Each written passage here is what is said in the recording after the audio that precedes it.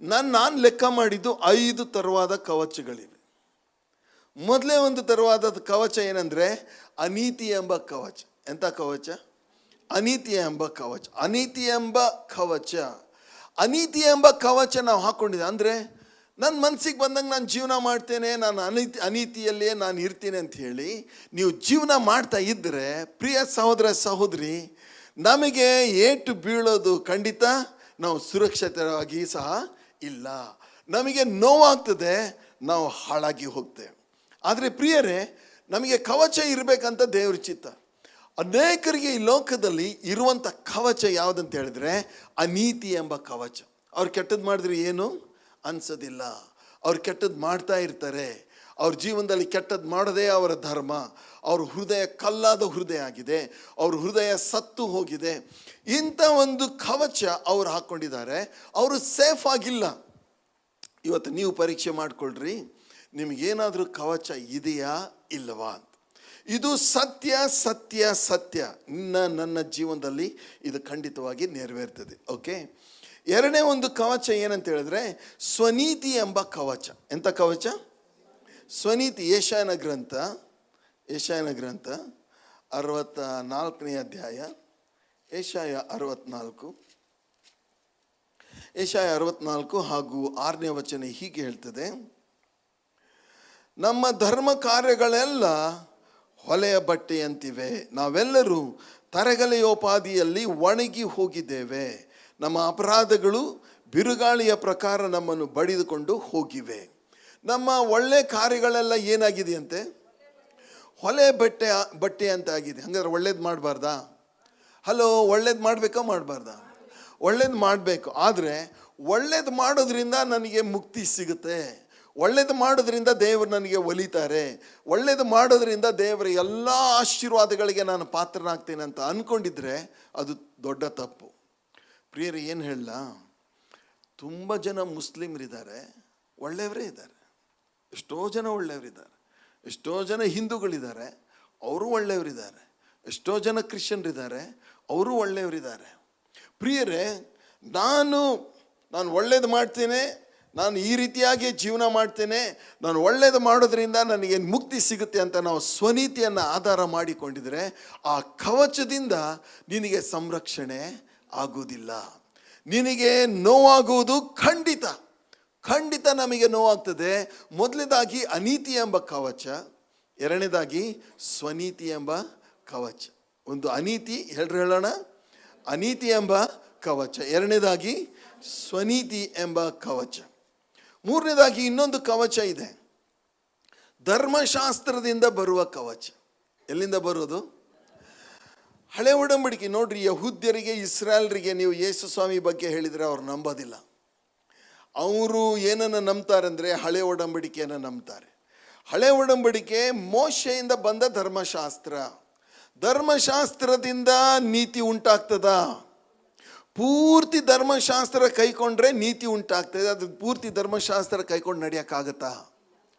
ಎಷ್ಟೊಂದು ದೇವರ ಆಜ್ಞೆಗಳಿದೆ, 100 ಆಜ್ಞೆಗಳಿವೆ. ಎಷ್ಟು? 100 ಅಂತ ತಿಳ್ಕೊಳ್ರಿ. 99 ನೀವು ಕೈಕೊಂಡು ನಡೆದ್ರಿ, ಒಂದು ನೀವು ಮೀರಿದ್ರಿ. ಅದರ ಅರ್ಥ ಏನು?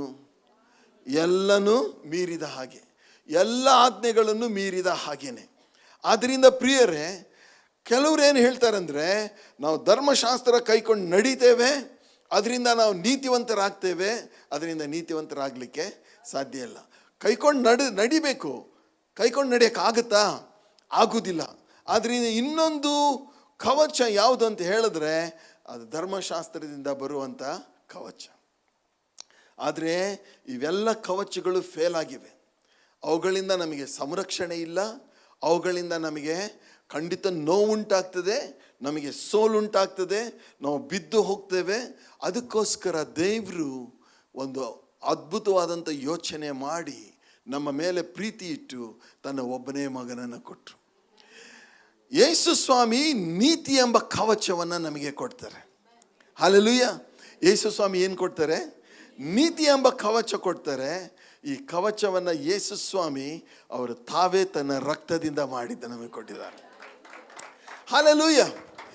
ರಕ್ತ ರಕ್ತದಿಂದ ಮಾಡಿದ ನೀತಿ ಎಂಬ ಕವಚವನ್ನು ನೀವೇನಾದರೂ ಹಾಕ್ಕೊಂಡಿದ್ರೆ ಸೈತಾನ್ಗೆ ನಿಮ್ಮ ಮೇಲೆ ತುಂಬ ಕೋಪ ಬರ್ತದೆ. ಯಾಕಂತ ಹೇಳಿದ್ರೆ ಸೈತಾನ್ನ ಕಾರ್ಯಗಳು ನಿಮ್ಮ ಜೀವನದಲ್ಲಿ ಜರುಗುವುದಿಲ್ಲ, ಸೈತಾನ್ನ ಕಾರ್ಯಗಳು ನಿಮ್ಮ ಜೀವನದಲ್ಲಿ ಸಾಗುವುದಿಲ್ಲ. ಪ್ರಿಯ ಸಹೋದರ ಸಹೋದರಿ, ಯೇಸು ಸ್ವಾಮಿ ಕೊಡುವ ನೀತಿ ಎಂಬ ಕವಚ, ಹಲ್ಲೆಲೂಯಾ, ರಕ್ತದ ಮೂಲಕ ಮಾಡಿರುವ ನೀತಿ ಎಂಬ ಕವಚವನ್ನು ನಾವು ಹಾಕಿಕೊಳ್ಳೋಣ. ಓಕೆ, ಅದರಿಂದ ಖಂಡಿತವಾಗಿ ನೀವು ಸೇಫ್ ಆಗಿರ್ತೀರಿ. ನೀತಿ, ದೇವರು ನಿಮ್ಮೊಳಗೆ ನೀತಿಯನ್ನು ಸಾಧಿಸ್ತಾರೆ, ನಿಮ್ಮನ್ನು ಉನ್ನತ ಸ್ಥಾನಕ್ಕೆ ಅವರು ಕರ್ಕೊಂಡು ಹೋಗ್ತಾರೆ. ಹಲ್ಲೆಲೂಯಾ. ನಮ್ಮ ದೇವರು ನೀತಿಯುಳ್ಳ ದೇವರು. ಯೆಶಾಯನ ಗ್ರಂಥ 11ನೇ ಅಧ್ಯಾಯ, ಯೆಶಾಯನ ಗ್ರಂಥ 11ನೇ ಅಧ್ಯಾಯ ಹಾಗೂ 4ನೇ ವಚನ. ಬಡವರಿಗೋಸ್ಕರ ನ್ಯಾಯವಾಗಿ ತೀರ್ಪು ಮಾಡುವನು. ತಡ್ರಿ, 3ನೇ ವಚನದಿಂದ ಹೋದ. ಯೆಹೋವನ ಭಯವು ಅವನಿಗೆ ಪರಿಮಳಿಸುವುದು, ಅವನು ಕಣ್ಣಿಗೆ ಕಂಡಂತೆ ತೀರ್ಪು ಮಾಡುವುದಿಲ್ಲ, ಕಿವಿಗೆ ಬಿದ್ದಂತೆ ನಿರ್ಣಯಿಸುವುದಿಲ್ಲ. ಬಡವರಿಗೋಸ್ಕರ ನ್ಯಾಯವಾಗಿ ತೀರ್ಪು ಮಾಡುವನು, ಲೋಕದ ದೀನರಿಗೋಸ್ಕರ ಧರ್ಮವಾಗಿ ನಿರ್ಣಯಿಸುವನು. ಲೋಕವನ್ನು ತನ್ನ ಬಾಯ ದಂಡದಿಂದ ದಂಡಿಸುವನು, ದುಷ್ಟರನ್ನು ತನ್ನ ಬಾಯುಸಿರಿನಿಂದ ಕೊಲ್ಲುವನು. ಧರ್ಮವೇ ಅವನಿಗೆ ನಡುಕಟ್ಟು. ಪ್ರಿಯರೇ, ನಮ್ಮ ದೇವರು ನ್ಯಾಯ ತೀರಿಸ್ತಾರೆ. ಹಲ್ಲೆಲೂಯಾ. ಒಂದು ವೇಳೆ ನೀವು ಹೇಳ್ತಾ ಇರ್ಬೋದು, ಯಾವಾಗ ದೇವರು ನಮ್ಮ ವಿಷಯದಲ್ಲಿ ಕಣ್ಣು ತೆರೀತಾರೆ? ನಾವು ಎಷ್ಟು ವರ್ಷ ಆಯಿತು, ನಮಗೆ ನಮ್ಮ ಮನೆಯಲ್ಲಿ ತುಂಬ ಅನ್ಯಾಯ ಆಗಿದೆ, ನಮ್ಮ ಕುಟುಂಬದವರಿಂದ ಅನ್ಯಾಯ ಆಗಿದೆ, ನಾವು ಕೆಲಸಕ್ಕೆ ಹೋಗ್ತೀವಲ್ಲ ಅಲ್ಲಿ ಯಾವಾಗಲೂ ನಮಗೆ ಅನ್ಯಾಯ ಮಾಡ್ತಾರೆ. ಪ್ರಿಯ ಸಹೋದರ ಸಹೋದರಿ, ಹಳೆ ಒಡಂಬಡಿಕೆಯಿಂದ ಹೊಸ ಒಡಂಬಡಿಕೆಯವರೆಗೆ ಅನೇಕ ಕಥೆಗಳನ್ನು ನಾವು ನೋಡ್ತೇವೆ. ನಮ್ಮ ದೇವರು, ಎಲ್ಲವನ್ನು ನೋಡಿದ ದೇವರು ಸುಮ್ಮನೆ ಕೂತ್ಕೊಳ್ಳಿಲ್ಲ, ಒಂದು ದಿವಸ ನ್ಯಾಯ ತೀರಿಸ್ತಾರೆ. ಹಲ್ಲೆಲೂಯಾ. ಹಳೆ ಒಡಂಬಡಿಕೆಯಲ್ಲಿ ಒಂದು ಕತೆ ನಾವು ನೋಡ್ತೇವೆ, ಅಹಾಬನ ಕತೆ. ಅಹಾಬ ಒಂದು ದಿವಸ ನೋಡಿದ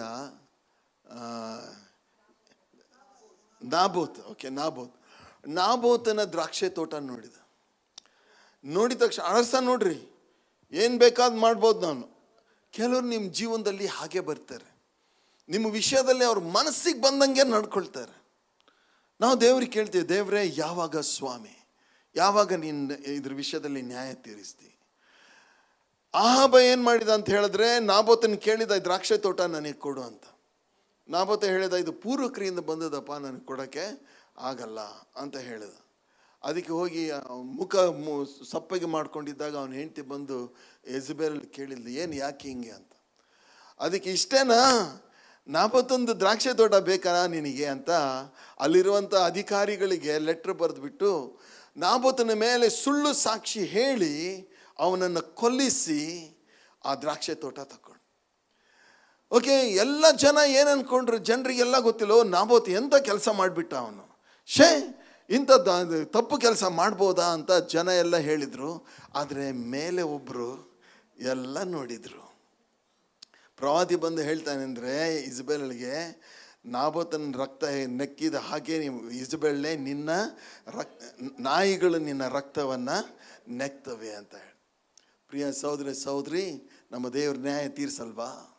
ಒಂದು ದಿವಸ ನ್ಯಾಯ ತೀರಿಸ್ತಾರೆ. ಯಾಕಂದರೆ ಅವರು ನೀತಿಯುಳ್ಳ ದೇವರು, ಅವರ ಮಾತುಗಳು ನೀತಿಯುಳ್ಳವುಗಳು, ಅವರ ಕ್ರಿಯೆಗಳು ನೀತಿಯುಳ್ಳವು, ಅವರ ಸಿಂಹಾಸನ ನೀತಿಯ ಸಿಂಹಾಸನ, ಅವರು ಇರುವ ಸ್ಥಳ ಎಲ್ಲ ನೀತಿಯ ಸ್ಥಳ ಆಗಿದೆ. ಪ್ರಿಯರೇ, ನಿಮ್ಮ ಜೀವನದಲ್ಲಿ ಯಾರೇ ಅನ್ಯಾಯ ಮಾಡಿ ಎಲ್ಲರ ಕೈಯಿಂದ, ಎಲ್ಲರ ಕಣ್ಣಿಂದ, ಎಲ್ಲರ ಮನಸ್ಸಿಂದ ತಪ್ಪಿಸ್ಕೊಂಡು ಹೋಗಿರ್ಬೋದು, ಆದರೆ ನಮ್ಮ ದೇವರು ನೋಡ್ತಾರೆ, ಒಂದು ದಿವಸ ನ್ಯಾಯ ತೀರಿಸ್ತಾರೆ.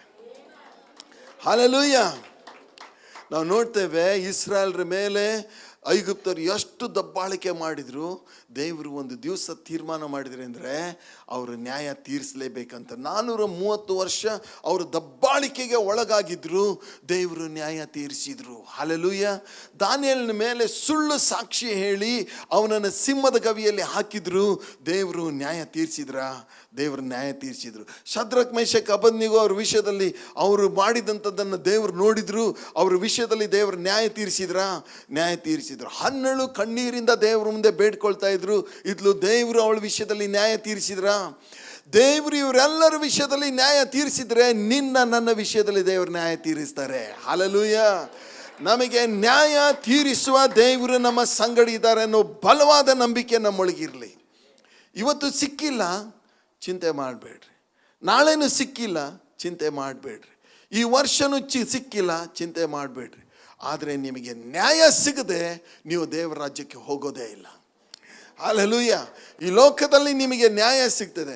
ನಿಮ್ಮ ಪ್ರಾಪರ್ಟಿ ವಿಷಯದಲ್ಲಿ, ನಿಮ್ಮ ಕೆಲಸದ ವಿಷಯದಲ್ಲಿ, ನಿಮ್ಮ ಸ್ಟೇಟಸ್ ವಿಷಯದಲ್ಲಿ, ಇನ್ನು ಯಾವುದೇ ವಿಷಯದಲ್ಲಿ ನಿಮಗೆ ಅನ್ಯಾಯ ಆಗಿದೆಯಾ, ಒಂದು ವೇಳೆ ಸೈತಾನಿಂದ ಅನ್ಯಾಯ ಆಗಿದೆಯಾ, ದೇವರು ನ್ಯಾಯ ತೀರಿಸ್ತಾರೆ. Hallelujah, hallelujah. ಆದ್ದರಿಂದ ಪ್ರಿಯ ಸಹೋದರ ಸಹೋದರಿ, ನೋಡ್ರಿ, ನೀತಿ ನ್ಯಾಯಗಳನ್ನು ಕೈಕೊಂಡು ನಡೆಯೋದ್ರಿಂದ ಯೆಶಾಯನ ಗ್ರಂಥ 32ನೇ ಅಧ್ಯಾಯ 17ನೇ ವಚನ.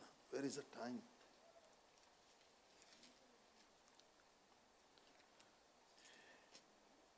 ಯೆಶಾಯ 32:17. ಧರ್ಮದಿಂದ ಸಮಾಧಾನವು ಫಲಿಸುವುದು.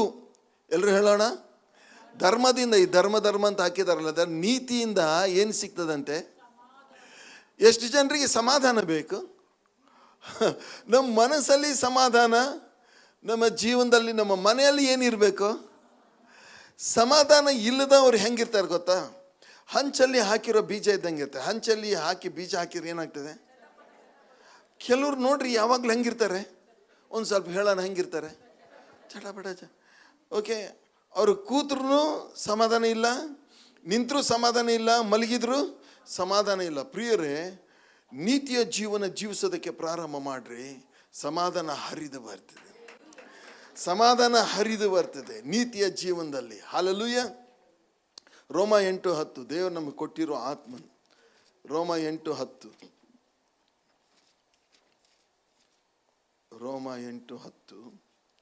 ಏನು ಹೇಳ್ತದೆ? ಅಲ್ಲಿ ದೇವರ ವಾಕ್ಯದಲ್ಲಿ ನಾವು ನೋಡ್ತೇವೆ, ಕ್ರಿಸ್ತನು ನಿಮ್ಮಲ್ಲಿದ್ದರೆ ದೇಹವು ಪಾಪದ ದೆಸೆಯಿಂದ ಸತ್ತದ್ದಾಗಿದ್ದರು, ಆತ್ಮವು ಯಾವುದರ ದೆಸೆಯಿಂದ? ನೀತಿಯ ದೆಸೆಯಿಂದ ಜೀವ ಸ್ವರೂಪವಾಗಿದೆ. ಪ್ರಿಯರೇ, ನೀತಿಯ ದೆಸೆಯಿಂದ ನಮ್ಮೊಳಗೆ ಪವಿತ್ರಾತ್ಮನು ಜೀವವನ್ನೇ ಉತ್ಪತ್ತಿ ಮಾಡ್ತಾನೆ. ಪ್ರಿಯರೇ, ನೀನು ನಾನು ಕರೆಯಲ್ಪಟ್ಟದ್ದು ಯಾವುದಕ್ಕೆ ಅಂತ ಹೇಳಿದ್ರೆ, ನೀತಿಯ ಜೀವನ ಜೀವಿಸೋದಕ್ಕಾಗಿ. ಈ ಲೋಕದವರು ಮನಸ್ಸಿಗೆ ಬಂದಂಗೆ ಜೀವನ ಮಾಡ್ತಾರೆ. ನಾವು ಲಿಸ್ಟ್ ನೋಡಿದ್ವಲ್ಲ ಬೈಬಲ್ನಲ್ಲಿ, ಜಾರತ್ವ, ಬಂಡುತನ, ಹಗೆತನ, ಚಾಡಿಯಳು, ಜಗಳ, ಇವೆಲ್ಲ ಲೋಕದವರು ಸಾಮಾನ್ಯವಾಗಿ ಜೀವನ ಮಾಡ್ತಾರೆ. ಆದರೆ ಇವತ್ತು ನೀನು ನಾವು ಕರೆಯಲ್ಪಟ್ಟದ್ದು ಯಾವುದಕ್ಕೆ ಅಂತ ಹೇಳಿದ್ರೆ, ನೀತಿಯ ಜೀವನ ಜೀವಿಸೋದಕ್ಕಾಗಿ. ಇವತ್ತು ಕೇವಲ ನೀವು ಮಾತ್ರವಲ್ಲ, ಪಾಸ್ಟರ್ ನವೀನ್ ಸಹ ಏನು ಮಾಡಬೇಕು? ನೀತಿಯ ಜೀವನ ಜೀವಿಸಲೇಬೇಕು. We are called to live a righteous life. ದೇವರು ಪಕ್ಷಪಾತಿ ಅಲ್ಲ, ಯಾರನ್ನು ಕೇರ್ ಮಾಡಲ್ಲ. ಮೋಶೆ ದೇವರೊಟ್ಟಿಗೆ ನಡೆದವನು, ದೇವರನ್ನು ಮುಖಾಮುಖಿಯಾಗಿ ನೋಡಿದವನು, ದೇವರ ಸ್ವರ ಕೇಳಿದವನು, ದೇವರೊಟ್ಟಿಗೆ 40 ದಿವಸ ಸಿನಾಯಿ ಬೆಟ್ಟದಲ್ಲಿ ಇದ್ದವನು, ಆಜ್ಞೆಗಳನ್ನು ತಕ್ಕೊಂಡು ಬಂದವನು. ಮೋಶೆ ಕೈಯಿಂದ ಲೋಕ ಆಶ್ಚರ್ಯ ಪಡುವ ರೀತಿಯಲ್ಲಿ ದೇವರು ಅದ್ಭುತಗಳನ್ನು ಮಾಡಿದ. ಅವನ ಕೈ ಮೂಲಕ ಕೆಂಪು ಸಮುದ್ರ ಇಬ್ಬಾಗ ಮಾಡಿದ. ಅವನು ತಪ್ಪು ಮಾಡಿದಾಗ ದೇವರು, ಹೋಗ್ಲಿ ಬಿಡಪ್ಪ, ಒಂದೇ ಒಂದು ತಪ್ಪಲ್ಲ ಅಂದ್ರ ಇಲ್ಲ, ಹಂಗನ್ಲಿಲ್ಲ. ನೀತಿ ಉಳ್ಳ ದೇವರು ಅವ್ರು ಹೇಳಿದರು, ನೀನು ಮಾಡಿದ್ದು ತಪ್ಪು, ನೀನು ಕಾನಾನ್ ದೇಶ ಸೇರೋದಿಲ್ಲ, ನೀನು ಕಾನಾನ್ ದೇಶಕ್ಕೆ ಹೋಗೋದಿಲ್ಲ ಅಂತ ಹೇಳಿದರು. ಹಾಗೆ ಆಯ್ತು. ಪ್ರಿಯರೇ, ಇವತ್ತು ನಾನು ಸಹ ಜಗತ್ ಪ್ರಸಿದ್ಧಿ ಆಗಿರ್ಬೋದು, ಇಂಟರ್ನ್ಯಾಷನಲ್ ಪ್ರೀಚರ್ ಆಗಿರ್ಬೋದು, ಒಂದು ವೇಳೆ ಅನೀತಿಯನ್ನೇ ನಾನು ಫಾಲೋ ಮಾಡ್ತಾ ಇರೋದಾಗಿದ್ದರೆ ದೇವರು ನನ್ನನ್ನು ಸ್ಪೇರ್ ಮಾಡಲ್ಲ. ಆದರೆ ಒಂದನ್ನು ನೆನಪಲ್ಲಿ ಇಟ್ಕೊಂಡಿರ್ರಿ, ನೀವು ನೀತಿವಂತರಾಗಿದ್ದೀರಿ, ನಿಮಗೆ ಅನ್ಯಾಯ ಆಗಿದೆ, ಧೈರ್ಯದಿಂದಿರ್ರಿ. ಇವತ್ತಿಲ್ಲ ನಾಳೆ ನಿಮಗೆ ದೇವರು ನ್ಯಾಯ ತೀರಿಸ್ತಾರೆ. ಎಲ್ಲರೂ ಹೇಳೋಣ, ನನ್ನ ದೇವರು ನ್ಯಾಯ ತೀರಿಸ್ತಾರೆ. ನನ್ನ ವಿಷಯದಲ್ಲಿ ದೇವರು ನ್ಯಾಯ ತೀರಿಸ್ತಾರೆ. ನಿಮಗೆ ಎಷ್ಟೇ ಅನ್ಯಾಯ ಆಗಿದ್ರು ದೇವರ ಮೊರೆ ಹೋಗಿ, ದೇವರೇ ಇಷ್ಟೊಂದು ಅನ್ಯಾಯ ನನಗೆ ಆಗಿದೆ ಅಂತ ನೀವು ದೇವರಿಗೆ ಕೇಳಿದರೆ ಖಂಡಿತವಾಗಿ ದೇವರು ನಿಮಗೆ ನ್ಯಾಯ ತೀರಿಸ್ತಾರೆ. ಅಂತ ದೇವರು ನಮಗಿದೆ. ಅದು ನಿಮ್ಮೊಳಗೆ ನೀತಿಯ ಜೀವನ, ನಿಮ್ಮೊಳಗೆ ಜೀವ ಉತ್ಪತ್ತಿ ಮಾಡುತ್ತೆ, ನಿಮ್ಮೊಳಗೆ ಸಮಾಧಾನ ತರುತ್ತೆ, ಪರಮಾನಂದ ತೈಲದಿಂದ ಅಭಿಷೇಕಿಸುತ್ತೆ, ನಿಮ್ಮ ಸ್ನೇಹಿತರಿಗಿಂತ ನಿಮ್ಮ ಜೊತೆಗಿರೋರಿಗಿಂತ ನಿಮ್ಮನ್ನು ಉನ್ನತ ಸ್ಥಾನಕ್ಕೆ ತಗೊಂಡೋಗುತ್ತೆ. ಹಲ್ಲೆಲೂಯಾ. ಇದು ನೀತಿಯ ಜೀವನ ಸರ್, ನೀತಿಯ ಜೀವನ. ಒಳಗೆ ನಾವು ಆ ನೀತಿಯನ್ನು ಇಟ್ಕೊಂಡು ಮೇಲೆ, ರೋಲ್ ಗೋಲ್ಡ್ ಇಟ್ಕೊಂಡ ಮೇಲೆ 24 ಕ್ಯಾರೆಟ್ ಅಂತ, 24 ಕ್ಯಾರೆಟ್ ಒಂದು ಇನ್ನೊಂದಿದೆ, ISI ಮಾರ್ಕ್. ನಿಮ್ಮ ಹಣೆ ಮೇಲೆ ISI ಮಾರ್ಕ್ ಹಾಕೊಂಡು ನೀವು ಸುತ್ತಾಡಿದ್ರು ದೇವರು, ನಮ್ಮ ದೇವರು ಹೊರಗಿನ ಕೋಟ್ ಆಗಲಿ ISI ಮಾರ್ಕ್ ಆಗಲಿ, ಇಲ್ಲ ISI ಒಂದು ಮಾರ್ಕ್ ಇದೆ, ಬೇರೆ ಪ್ರಾಡಕ್ಟಿಗೆ ಹಾಕ್ತಾರೆ. ಓಕೆ, ISI ಮಾರ್ಕ್ ಏನಕ್ಕೆ ಹಾಕ್ತಾರೆ? ಪ್ರಾಡಕ್ಟ್ ಈಸ್ ಪರ್ಫೆಕ್ಟ್ ಅಂತ, ವೆರಿ ಗುಡ್ ಅಂತ. ಯಾವುದಾದ್ರೂ ಲೇಬಲ್ ಹಾಕ್ಕೊಂಡಿರ್ರಿ, ಒಂದನ್ನು ನೆನಪಲ್ಲಿ ಇಟ್ಕೊಂಡಿರಿ, ನಮ್ಮ ದೇವರು ಲೇಬಲ್ಲು ನೋಡಲ್ಲ, ನಮ್ಮ ದೇವರು ಸೂಟು ನೋಡಲ್ಲ, ನಮ್ಮ ದೇವರು ಸೀರೆ. ನಾವು ಈ ಬೆಂಗಳೂರಿಗೆ ಬಂದಾಗ ಒಂದು ಕತೆ ಆಯ್ತು ರೀ. ನಾವು ನಮ್ಮ ಲೈಫಲ್ಲಿ ಸಿಲ್ಕ್ ಸೀರೆ ನಾವು ನೋಡಿಲ್ಲ.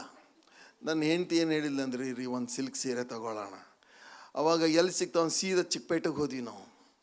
ಹೋಗ್ಬಿಟ್ಟು ಭಾಳ ಪ್ರೇಯರ್ ಮಾಡ್ಕೊಂಡು, ದೇವ್ರೆ ಸಿಲ್ಕ್ ಸೀರೆ ಇರೋದು, ಯಾಕಂದರೆ ಹಣ ಹೋಗ್ಬಿಡ್ತಂದ್ರೆ ಮುಗೀತು, ಮತ್ತು ನಮಗೆ ಏನು ಮಾಡೋಕ್ಕಾಗಲ್ಲ ಅಂತ ಒಂದು ಸೀರೆ ತೊಗೊಂಡು ಬಂದ್ವಿ. ಪಿಂಕ್ ಸೀರೆ ಬೇಕು ಅಂತೇಳಿ ಪಿಂಕ್ ಸೀರೆ ತೊಗೊಂಡು ಬಂದ್ವಿ. ಒಂದು ವಾರ ನಿದ್ದೆ ಇಲ್ಲ, ಯಾಕಂದ್ರೆ ಇದು ಸಿಲ್ಕ್ ಹೌದು ಅಲ್ವೋ, ಇದೊಂದೇಳು ಡೂಪ್ಲಿಕೇಟ್ ಇದ್ದರೆ ಹಗಲೆಲ್ಲ ಮುಟ್ಟೋದು ನೋಡೋದು, ಸಿಲ್ಕ್ ಹೌದಾ ಅಲ್ಲ, ಸಿಲ್ಕ್ ಹೌದಾ ಅಲ್ಲ ಅಂತ. ಆಮೇಲೆ ಗೊತ್ತಾಯ್ತು ಅದು ಪ್ಯೂರ್ ಸಿಲ್ಕ್ ಅಂತ. ಆಹಾ ಏನು ಖುಷಿ, ಖುಷಿ ಆಗಿಬಿಡ್ತು. ಇವತ್ತಿಗೂ ಅದನ್ನು ನೆನೆಸ್ಕೊಂಡ್ರೆ ಖುಷಿ. ಬರೀ 800 ರೂಪಾಯಿದ್ದು ಸೀರೆ, 35 ವರ್ಷದಿಂದ 800 ರೂಪಾಯಿ ಸೀರೆ. ಓಕೆ, ಎಷ್ಟು ಖುಷಿಯಾಗಿ ಹೋಗ್ಬಿಡ್ತು. ಅದು ಭಾಳ ವರ್ಷ ಹಂಗೆ ಇಟ್ಟಿದ್ಲಂತ. ಓಕೆ, ಪ್ರಿಯ ಸಹೋದರ ಸಹೋದರಿ, ದೇವ್ರಿಗೆ ಕೇಳಿದ್ರೆ ಹೇಳ್ಬಿಡ್ತಿದ್ರು ಇದು ಸಿಲ್ಕ್ ಹೌದು ಅಲ್ವಾ ಅಂತ. ನಮ್ಮ ದೇವರಿಗೆ ಚೆನ್ನಾಗಿ ಗೊತ್ತು ಪ್ರಿಯರೇ. ಆದ್ದರಿಂದ ನಮ್ಮ ದೇವರು ಒಳಗಿಂದನ ನೋಡ್ತಾರಂತ ಹೇಳಿ ಒಳಗಿಂದನ ಸರಿಪಡಿಸ್ಕೊಳ್ಳೋಣ. ಒಳಗಿನ ತೋರಿಕೆ ಹೊರಗಿನ ತೋರಿಕೆ ನಮ್ಮ ದೇವರಿಗೆ ಚೆನ್ನಾಗಿ ಗೊತ್ತು. ಹಲ್ಲೆಲೂಯಾ. ಪೇತ್ರ ಹೇಳ್ತಾನೆ, ಕೇವಲ ಹೊರಗಿನ ತೋರಿಕೆಗೆ ನೀವು ಲಕ್ಷ್ಯ ಕೊಡಬೇಡ್ರಿ, ಒಳಗಿನ ಶೃಂಗಾರ ಬಹಳ ಪ್ರಾಮುಖ್ಯವಾದಂಥದ್ದು. ಹಲ್ಲೆಲೂಯಾ. ಓಕೆ, ಪವಿತ್ರಾತ್ಮನು ಬರೋದು ಏನಕ್ಕೆ ಅಂತ ಹೇಳಿದ್ರೆ ನಾವು ತೆರಿಬೇಡ್ರಿ. ಯೋಹಾನ 16:8-10 ನೋಡ್ತೇವೆ. ಪಾಪ, ನೀತಿ, ನ್ಯಾಯ ತೀರ್ಪುಗಳ ವಿಷಯದಲ್ಲಿ ಅರುಹನ್ನು ಉಂಟು ಮಾಡ್ತಾರಂತೆ. ಯಾರು? ಪರಿಶುದ್ಧಾತ್ಮ. ಪ್ರಿಯ ಸಹೋದರ ಸಹೋದರಿ, ಓಕೆ, ಕೆಲವರು ಬಂದು ಹೇಳ್ಬೋದು ಇವ್ರು ಹೀಗೆ ಅವ್ರು ಹಾಗೆ ಅಂತ ಹೊಗಳ್ಬೋದು. ಆದರೆ ನಮ್ಮ ದೇವರಿಗೆ ಗೊತ್ತು ಯಾರು ಅಂತ, ಯಾರು ಹೇಗೆ, ಯಾರು ಏನಂತ ನಮ್ಮ ದೇವ್ರು. ಅದಕ್ಕೆ ಇವತ್ತು ದೇವರು ನಮಗೆ ಹೇಳ್ತಾ ಇರೋದು ಈ ಮಾತನ್ನು ನಾವು ನೋಡಿಕೊಳ್ಳೋಣ. ಇದು ಬಹಳ ಪ್ರಾಮುಖ್ಯವಾದಂಥದ್ದು. ಮತ್ತಾಯನ ಬರೆಸುವಾರ್ತೆ 5ನೇ ಅಧ್ಯಾಯ 6ನೇ ವಚನ. ನೀತಿಗೆ ಹಸಿದು ಬಾಯರಿದವರು ಧನ್ಯರು, ಅವರಿಗೆ. ನಮಗೆಲ್ರಿಗೂ ಒಂದು ಹಸಿವೆ ಇರಬೇಕು ಅಂತ ದೇವ್ರ ವಾಕ್ಯ ಹೇಳ್ತದೆ. ಯಾವುದರ ಹಸಿವು? ನಮಗೆ KFC, ಪಿಜ್ಜಾ, ಓಕೆ, ಬಿರಿಯಾನಿ, ಅದರ ಹಸಿವು ತುಂಬ. ಬಹಳ ಒಂದು ದುಃಖಕರವಾದ ಸಂಗತಿ ಏನಂತ ಹೇಳಿದ್ರೆ, ಜನರಲ್ಲಿ ದೇವರ ವಾಕ್ಯ, ಪ್ರಾರ್ಥನೆ, ಆರಾಧನೆ, ಸೇವೆ ಇದರ ಬಗ್ಗೆ ಮಾತಾಡಲ್ಲ ಜನ. ಯಾಕೆ ಆಡಲ್ಲ? ಎಲ್ಲರೂ ಹೇಳೋಣ, ಯಾಕೆ ಆಡಲ್ಲ? ಇನ್ನೊಂದ್ಸರಿ, ಯಾಕೆ ಆಡಲ್ಲ? ಹಸಿವೆ ಇಲ್ಲ. ಯಾಕಂತ ಹೇಳಿದ್ರೆ ಅವ್ರಿಗೆ ಆ ವಿಷಯದಲ್ಲಿ ಆಸಕ್ತಿ ಇಲ್ಲ. Hunger, there is no hunger for righteousness. ಆದರೆ ದೇವ್ರ ವಾಕ್ಯ ಹೇಳ್ತದೆ, ನೀತಿಗೆ ನೀವು ಹಸಿದಿದ್ದರೆ ನಿಮಗೆ ತೃಪ್ತಿ ಆಗೋದು ಗ್ಯಾರಂಟಿ. ನೀತಿಗೆ ಹಸಿದು ಬಾಯಾರಿದವರು ಧನ್ಯರು, ಅವರಿಗೆ ತೃಪ್ತಿ ಆಗೋದು. ತೃಪ್ತಿ ಅನ್ನುವಂಥ ಸಂಗತಿ ನಿನ್ನ ಜೀವನದಲ್ಲಿ ಆಗಬೇಕು ಅಂತ ಹೇಳಿದ್ರೆ ಕರ್ತನ ವಿಷಯದಲ್ಲಿ ಹಸಿವೆ ಇರಬೇಕು. ಕರ್ತನ ನನಗೆ ಬೇಕು, ನಾನು ಅವನು ತಿಳ್ಕೊಳ್ಬೇಕು, ಅವ್ರನ್ನ ಹಿಂಬಾಲಿಸಬೇಕು ಅನ್ನುವಂಥ ನೀತಿಯ ಒಂದು ಹಸಿವು ನಮ್ಮೊಳಗೆ ಇರಬೇಕು. ಪ್ರಿಯರೇ, ಇನ್ನೊಂದು ವಚನ ಓದಿ. 2 ಕೊರಿಂಥ 9:9ನೇ ವಚನ.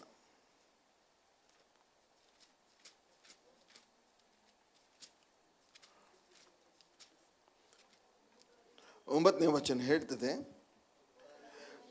ಉಪಕಾರಿಯ ವಿಷಯದಲ್ಲಿ ಅವನು ಬಡವರಿಗೆ ಧಾರಾಳವಾಗಿ ಕೊಟ್ಟನು, ಅವನ ನೀತಿಯ ಫಲವು ಸದಾಕಾಲ ಇರೋದು. ನೀತಿ ಏನಾಗ್ತದಂತೆ? ಒಂದು ನಾವು ಸ್ಕಿಟ್ ಮಾಡಿದ್ವಿ ನಮ್ಮ ಚರ್ಚಲ್ಲಿ. ಏನಂತ ಹೇಳಿದ್ರೆ, ಒಂದ್ಸರಿ ಗಂಡ ಹೆಂಡತಿ ಅವರು ಏನೋ ಒಂದು ರಾತ್ರಿ ಊಟ ಮಾಡ್ಕೊಂಡು ಮನೆಗೆ ಹೋಗ್ತಾ ಇರಬೇಕಾದ್ರೆ ಒಬ್ಬ ಹುಡುಗ ಇರ್ತಾನಲ್ಲಿ, ಅವನು ಹಸಿವೆಯಿಂದ ಕೂತಿರ್ತಾನೆ, ಅವನಿಗೆ ಮನೆ ಇಲ್ಲ, ಓಕೆ, ಅವನಿಗೆ ಊಟಕ್ಕಿರಲಿಲ್ಲ. ಅವನು ಬಂದು ಇವ್ರು ಕೇಳ್ತಾನೆ, ಸ್ವಲ್ಪ ಏನಾದರೂ ಸಹಾಯ ಮಾಡಿ ಅಂತ. ಅವನ ಗಂಡ ಏನು ಸಹಾಯ ಮಾಡೋದಿಲ್ಲ, ಅವನ ಹತ್ರ ಕಾಸಿರುತ್ತೆ, ಅವನು ಏನು ಕೊಡೋದಿಲ್ಲ. ಇವಳು ಏನಾದರೂ ಕೊಡಬೇಕು ಅಂತಿದ್ರೆ ಅವಳ ಹತ್ರ ಕಾಸಿಲ್ಲ, ಅದಕ್ಕೆ ಅವಳು ತನ್ನ ಚಿನ್ನದ ಸರ ತೆಗೆದು ಕೊಟ್ಬಿಡ್ತಾಳೆ ಅವನಿಗೆ ಗಂಡಕ್ಕೆ ತುಂಬ ಕೋಪ ಬರ್ತದೆ. ಕೊಟ್ಟು ಹೋಗ್ಬಿಡ್ತಾರೆ ಅವರು. ಎಷ್ಟೋ ವರ್ಷಗಳಾದ ಮೇಲೆ ಒಂದು ಸಾರಿ ಏನಾಗುತ್ತೆ ಅಂದರೆ, ಗಂಡ ಹೆಂಡತಿ ತುಂಬ ಜಗಳ ಆಗುತ್ತೆ. ಜಗಳ ಆಗಿ ಅವನು ಮನೆ ಬಿಟ್ಟು ಹೋಗ್ಬಿಡ್ತಾನೆ, ಡಿವೋರ್ಸ್ ಮಾಡಿ ಹೋಗ್ಬಿಡ್ತಾನೆ. ಇವಳು ಮನೇಲಿ ಇರ್ತಾಳೆ, ಇವಳಿಗೆ ಆದಾಯ ಇಲ್ಲ. ಮನೆ ಓನರ್ ಬಂದು ಹೇಳ್ತಾರೆ, ನೀನು ಈ ಮನೆ ಬಿಡಬೇಕು, ಖಾಲಿ ಮಾಡಬೇಕು ಅಂತ ಹೇಳ್ತಾರೆ. ಮನೆ ಖಾಲಿ ಮಾಡಿ, ಯಾಕಂದ್ರೆ ನೀನು ಬಾಡಿಗೆ ಕಟ್ಟಿಲ್ಲ, ಏನಿಲ್ಲ, ಮನೆ ಖಾಲಿ ಮಾಡಬೇಕು. ಒಂದು ದಿವಸ ಗೊತ್ತು ಮಾಡ್ತಾರೆ. ಆ ದಿವಸ ಮನೆ ಓನರ್ ಬಂದುಬಿಟ್ಟು ಫೋರ್ಸ್ ಮಾಡಿ, ನೀನು ಎಲ್ಲ ಖಾಲಿ ಮಾಡು, ಎಲ್ಲ ಪ್ಯಾಕ್ ಮಾಡು, ನೀನು ತೊಗೊಂಡು ಹೋಗ್ಬೇಕಂತ ಒತ್ತಾಯ ಮಾಡ್ತಾ ಇರಬೇಕಾದ್ರೆ ಒಬ್ಬ ಮನುಷ್ಯ ಯವನಸ್ಥ ಒಳಗೆ ಬರ್ತಾನೆ. ಒಳಗೆ ಬಂದು ಅವಳಿಗೆ ಮನೆ ಖಾಲಿ ಮಾಡೋದಿಲ್ಲ ಅಂತ ಹೇಳ್ತಾನೆ. ಯಾಕೆ? ಮನೆ ಓನರ್ ನಾನಂತ. ಅವನು ಹೇಳ್ತಾನೆ, ಮನೆ ಓನರ್ ನೀನಲ್ಲ, ನಾನು ಖರೀದಿ ಮಾಡಿದ್ದೀನಿ ಈ ಮನೆ ಅಂತ ಹೇಳ್ತಾನೆ. ಹೇಳಿ ಪೇಪರ್ಸ್ ತೋರಿಸ್ತಾನೆ. ಪೇಪರ್ಸ್ ತೋರಿಸಿ ಅವಳಿಗೆ ಹೇಳ್ತಾನೆ ಏನಂದರೆ, ಈ ಮನೆ ಓನರ್ ನೀವೇ, ಈ ಮನೆಯಲ್ಲಿ ನೀವೇ ಇರಿ ಅಂತ ಅವಳಿಗೆ ಹೇಳ್ತಾನೆ. ಹೇಳಿದಾಗ ಅವಳು ಕೇಳ್ತಾಳೆ, ಅವಳಿಗೆ ಆಶ್ಚರ್ಯ ಆಗುತ್ತೆ, ನೀನು ಯಾರು ಅಂತ ಹೇಳಿದಾಗ, ಕೆಲವು ವರ್ಷಗಳ ಹಿಂದೆ ಒಬ್ಬ ಹುಡುಗನಿಗೆ ಚಿನ್ನದ ಸರ ಕೊಟ್ಟಿದ್ದೀರಿ ಅಲ್ಲ, ಅವನೇ ನಾನು. ಹಲ್ಲೆಲೂಯಾ. ನೀತಿಯ ಫಲ ಪ್ರಿಯರೇ, ನೀವು ನೀತಿಯ ಕಾರ್ಯಗಳನ್ನು ಮಾಡಿದ್ದೀರಿ, ಅದು ಫಲ ಕೊಟ್ಟೇ ಕೊಡುತ್ತೆ. ಈ ಲೋಕದಲ್ಲಿ ನೀವು ನೀತಿಯ ಕಾರ್ಯ ಮಾಡಿದ್ರಿ, ಅದು ಫಲ ಕೊಟ್ಟೇ ಕೊಡುತ್ತೆ. ಆದ್ದರಿಂದ ನೀತಿಯ ಕಾರ್ಯಗಳನ್ನು ನಾವು ಮಾಡಬೇಕಂತ. ಇನ್ನೊಂದೇನಂತ ಹೇಳಿದ್ರೆ, ನೀತಿಯ ವಿಷಯದಲ್ಲಿ ಒಂದು ವಚನ ಇದೆ, ರೋಮ 6:13 ಓದಿಕೊಳ್ಳೋಣ ಬೇಗ. ರೋಮ 6:13. ಇನ್ನೆರಡು ಸಂಗತಿಗಳನ್ನ ಹೇಳಿ ಮುಗಿಸ್ತೇನೆ. ರೋಮ 6:13 ಹೇಳ್ತಿದೆ, ಇದು ಮಾತ್ರವಲ್ಲದೆ ನೀವು ನಿಮ್ಮ ಅಂಗಗಳನ್ನು ಪಾಪಕ್ಕೆ ಒಪ್ಪಿಸುವವರಾಗಿದ್ದು ದುಷ್ಕೃತ್ಯವನ್ನು ನಡೆಸುವ ಸಾಧನಗಳಾಗ ಮಾಡಬೇಡ್ರಿ. ಸಾಧನ, ಎಲ್ಲರೂ ಹೇಳೋಣ, ಸಾಧನ, ಇನ್ಸ್ಟ್ರೂಮೆಂಟ್. ನೀವು ಈ ದೇಹ ಇದೆಯಲ್ಲ, ಇದು ಒಂದು ಇನ್ಸ್ಟ್ರೂಮೆಂಟ್. ಯಾವುದ್ರದ್ದು ಅಂತ ಹೇಳಿದ್ರೆ ನೀತಿಯ ಸಾಧನ. ಎಲ್ಲರೂ ಹೇಳೋಣ, ನೀತಿಯ ಸಾಧನ. ನೀತಿಯ ಸಾಧನ, ಇನ್ನು ಗಟ್ಟಿಯಾಗಿ ಹೇಳ್ರಿ, ಎಲ್ಲರೂ ಹೇಳೋಣ, ನೀತಿಯ ಸಾಧನ. ಒಂದ್ಸರಿ ನಮ್ಮ ಕೆಳಗಡೆಗೆ ನಮ್ಮ ಡ್ರೈನೇಜು ಬ್ಲಾಕ್ ಆಗಿತ್ತು. ನಮ್ಮ ಚರ್ಚ್ನವರು ಒಬ್ಬರಿಗೆ ಅದನ್ನು ಕ್ಲೀನ್ ಮಾಡೋಕ್ಕೆ ಹೇಳಿದರೆ, ನಾವು ಅಡುಗೆ ಮಾಡೋ ಒಂದು ದೊಡ್ಡ ಸ್ಪೂನ್ ಇದೆ, ಆ ಸ್ಪೂನಿಂದನೇ ಅದನ್ನು ಕ್ಲೀನ್ ಮಾಡೋಕ್ಕೆ ಹೋದ್ರು. ಹೆಂಗೆ ಅನಿಸುತ್ತೆ? ಡ್ರೈನೇಜ್ ಕ್ಲೀನ್ ಮಾಡೋಕ್ಕೆ ಸ್ಪೂನ್ ಯೂಸ್ ಮಾಡ್ತಾ ಇದ್ದಾರೆ ಸಾಹೇಬರು, ಸರಿನಾ? ಯಾವ ಇನ್ಸ್ಟ್ರೂಮೆಂಟ್, ಯಾವ ಸಾಧನ, ಯಾವ ಇನ್ಸ್ಟ್ರೂಮೆಂಟನ್ನು ಯಾವುದಕ್ಕೆ ಉಪಯೋಗಿಸ್ಬೇಕು? ಮಹಿಳೆಯರೇ, ನಿಮಗೊಂದು ಪ್ರಶ್ನೆ, ನೀವು ಈರುಳ್ಳಿಯನ್ನು ಸ್ಕ್ರೂ ಡ್ರೈವರಿಂದ ಕಟ್ ಮಾಡ್ತೀರಾ?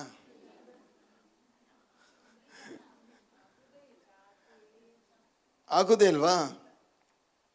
ಓಕೆ, ಈಗ ವುಡ್ ಕಟ್ ಮಾಡಬೇಕು. ನಮ್ಮ ವಿಕಾಸ್ ಅವ್ರಿಗೆ ಹೇಳ್ತೇನೆ, ವುಡ್ ಕಟ್ ಮಾಡಿ ಇಲ್ಲಿ ಮಾಡ್ಬೇಕಂತ ಹೇಳಿದ್ರೆ ಅವ್ರು ಕತ್ರಿ ತೊಗೊಂಡು ಕಟ್ ಮಾಡ್ತಾರೆ. ಆಗತ್ತಾ? ಆಗಲ್ಲ. ಓಕೆ, ಒಂದು ವೇಳೆ ಗ್ಲಾಸ್ ಕಟ್ ಮಾಡಬೇಕು, ಗ್ಲಾಸ್ ಕಟ್ ಮಾಡ್ಬೇಕಂತ ಹೇಳಿ ನೀವು ಲೇತ್ ಮಷೀನಲ್ಲಿ ಹಾಕಿದರೆ ಏನಾಗುತ್ತೆ? ಎಲ್ಲ ಪುಡಿ ಪುಡಿ ಆಗೋಗುತ್ತೆ. ಲೇತ್ ಮಷೀನಲ್ಲಿ ಸ್ಟೀಲ್ ಹಾಕಿ ಕಟ್ ಮಾಡಬೇಕು ಅಲ್ವಾ? ಸ್ತ್ರೀಯರೇ, ನೀವೆಲ್ಲ ಉಗುರು ಕಟ್ ಮಾಡ್ತೀರಲ್ಲ, ಚಾಕುನಿಂದ ಕಟ್ ಮಾಡ್ತೀರಾ? ಚಾಕುನಿಂದ ಕೈ ಕಟ್ ಒಂದು ವೇಳೆ ಹಾಕೊಳ್ಳಿಕ್ಕೆ ಹೋದರೆ ಎಲ್ಲ ಬ್ಯಾಂಡೇಡ್ ಹಾಕೊಂಡು ಬರಬೇಕಾಗತ್ತೆ. ಪ್ರಿಯರೇ, ಆಯಾ ಸಾಧನಗಳನ್ನು ಆಯಾ ಕೆಲಸಕ್ಕೆ ನೀವು ಉಪಯೋಗಿಸ್ಬೇಕು. ಅಡಿಗೆ ಮಾಡುವ ಸೌಟು ಸ್ಪೂನನ್ನು ತಕ್ಕೊಂಡು ಡ್ರೈನೇಜ್ ಕ್ಲೀನ್ ಮಾಡಿದರೆ ನಿಮಗೆ ಹೇಗೆ ಅನಿಸುತ್ತೆ? ಈ ಒಂದು ಸಾಧನ ನೀತಿಯ ಕೆಲಸಕ್ಕಾಗಿ ಕರೆಯಲ್ಪಟ್ಟ ಸಾಧನ. ಡ್ರೈನೇಜ್ಗೆ ಏನು ಮಾಡಬೇಡ್ರಿ. ಅರ್ಥ ಆಯ್ತಾ? ಈ ನಾಲಿಗೆ, ಈ ಕಣ್ಣು, ಈ ಕೈ, ಈ ಕಾಲು ನೀತಿಯ ಸಾಧನ. ಎಲ್ಲರೂ ಹೇಳೋಣ, ನೀತಿಯ ಸಾಧನ. ಡ್ರೈನೇಜ್ಗೆ ಯೂಸ್ ಮಾಡಬೇಡ್ರಿ, ಕೆಟ್ಟದ್ದಕ್ಕೆ ಅದನ್ನು ಯೂಸ್ ಮಾಡಬೇಡ್ರಿ. ಇನ್ನೊಂದು ಮಾತು ಪೌಲ ಹೇಳ್ತಾನೆ, ತಿಮೋತಿ, ಅದನ್ನು ಹೇಳಿ ನಾನು ಮುಗಿಸ್ತೇನೆ. ತಿಮೋತಿಯನಿಗೆ ಬರೆದ ಪತ್ರಿಕೆ, okay, 2 Timothy 3:16. 2 Timothy 3:16. 2 Timothy 3:16.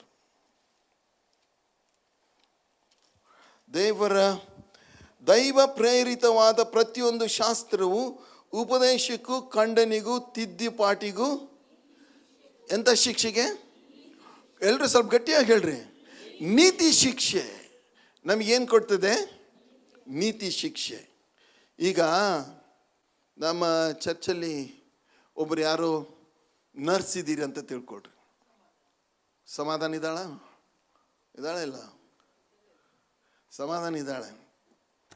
ಸಮಾಧಾನಿಗೆ doctor ಹೇಳ್ತಾರೆ, ಇಲ್ಲಿ ಒಂದು ಆಪ್ರೇಷನ್ ಆಗಬೇಕು, ಅದಕ್ಕೆ ನೀನು ಇಂತಿಂಥ ವಸ್ತು ತೊಗೊಂಡು ಬಾ ಅಂತ ಅವೇನೇನೋ ಹೇಳ್ತಾರೆ ಅವ್ರ ಭಾಷೆದಲ್ಲಿ. ಓಕೆ, ಅಲ್ಲಿ ನಾನಿದ್ದೀನಂತ ತಿಳ್ಕೊಳ್ರಿ. ನಾನು ಯಾರು? Pastor, international preacher, founder. Okay, ಸಮಾಧಾನಕ್ಕೆ ನಿನಗೇನು ಗೊತ್ತಿದೆ, ನಾನು ತರ್ತೀನಿ ಅಂದ್ರೆ ಆಗುತ್ತಾ? ಅವಳು ಸರಿಯಾದ ಡಾಕ್ಟ್ರ್ ಹೇಳಿದ್ದನ್ನು ಸರಿಯಾಗಿ ತೊಗೊಂಡು ಬರ್ತಾಳೆ. ಯಾಕೆ? ಅವಳಿಗೆ ಟ್ರೈನಿಂಗ್ ಆಗಿದೆ. ಅದರೊಳಗೆ ಏನಾಗಿದೆ? ಟ್ರೈನಿಂಗ್ ಆಗಿದೆ. ಯಾರೋ ಒಬ್ಬರು ಸೈನಿಕರಾಗಿರ್ತಾರೆ, ಸೈನಿಕರಿಗೆ ಏನಾಗಿದೆ? ಟ್ರೈನಿಂಗ್ ಆಗಿದೆ. ಡಾಕ್ಟರ್ ಆಗಿರ್ತಾರೆ, ಅವ್ರಿಗೆ ಏನಾಗಿದೆ? ಟ್ರೈನಿಂಗ್ ಆಗಿದೆ. ಪ್ರಿಯರೇ, ಇವತ್ತು ದೇವ್ರ ವಾಕ್ಯ ನಿಮ್ಮನ್ನು ನೀತಿಯಲ್ಲಿ ಟ್ರೈನಿಂಗ್ ಕೊಡ್ತಾ ಇದೆ. ಟ್ರೈನಿಂಗ್ ಆದವ್ರು ಸರಿ ಕೆಲಸ ಮಾಡ್ತಾರ, ಟ್ರೈನ್ ಆಗದೇ ಇದ್ದವ್ರು ಮಾಡ್ತಾರೆ. ನನಗೆ ಟ್ರೈನಿಂಗ್ ಆಗಿಲ್ಲ ಡಾಕ್ಟರ್ ಅಥವಾ ನರ್ಸ್ ಅಂತ, ನಾನೇನಾದರೂ ಹೋದರೆ ಕೈ ಆಪ್ರೇಷನ್ ಮಾಡೋದು ಬದಲಿಗೆ ಕೈ ಕಟ್ ಮಾಡಿ ಹಾಕಿಬಿಡ್ತೀನಿ ಅಷ್ಟೇ. ನಾನೇನಾದರೂ ಯುದ್ಧಕ್ಕೆ ಹೋದರೆ ಗುಂಡು ಇನ್ನೊಬ್ರಿಗಲ್ಲ, ನನಗೆ ಹೊಡ್ಕೊಂಡ್ಬಿಡ್ತೀನಿ. ಯಾಕಂತ ಹೇಳಿದರೆ ನನಗೇನಾಗಿಲ್ಲ? ಟ್ರೈನಿಂಗ್ ಆಗದೇ ಇದ್ದವ್ರ ಪರಿಸ್ಥಿತಿ ಹೀಗೆ. ನೀತಿಯಲ್ಲಿ ನಿಮಗೆ ಟ್ರೈನಿಂಗ್ ಆಗಿದ್ದರೆ ನೀವು ಫಲ ಕೊಡ್ತೀರಿ, ಬಲಿಷ್ಠರಾಗ್ತೀರಿ, ಉನ್ನತ ಪದವಿಗೆ ಬರ್ತೀರಿ, ಅಭಿಷೇಕ ಹೊಂದ್ತೀರಿ, ಪರಮಾನಂದ ತೈಲದಿಂದ ದೇವರು ಅಭಿಷೇಕಿಸ್ತಾರೆ, ನಿಮಗೆ ಸಮಾಧಾನ ಇರುತ್ತೆ, ನಿಮಗೆ ಜೀವ ಇರುತ್ತೆ.